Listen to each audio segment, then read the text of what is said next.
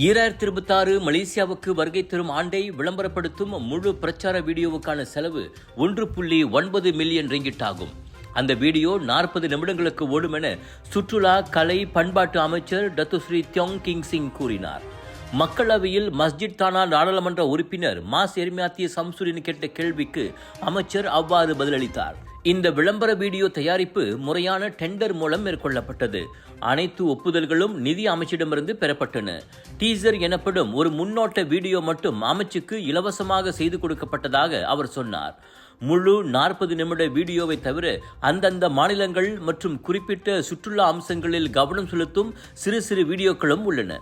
இதற்கு முன் வெளியிடப்பட்ட டீசர் வீடியோவில் நாட்டின் பெரும்பான்மையினரான முஸ்லிம்களின் கூறுகள் போதுமான அளவில் இடம்பெறவில்லை என பிர்சாத்து மற்றும் பாஸ் கட்சிகளின் இளைஞர் பிரிவுகள் பிரச்சனை எழுப்பின. இந்து ஆலயங்கள் மற்றும் கிறிஸ்துவ தேவாலயங்களுக்கு வீடியோவில் முக்கியத்துவம் வழங்கப்பட்டிருப்பதாக அவை குற்றம் சாட்டியதால் சர்ச்சையானது. ஆனால் அது வெறும் டீசர் வீடியோ மட்டுமே. பின்னர் வெளியிடப்படும் முழு வீடியோவில் அனைத்து அம்சங்களும் இடம்பெற்றிருக்கும் என டத்துஸ்ரீ தியோங் ஜனவரி 9 உறுதியளித்திருந்தார்.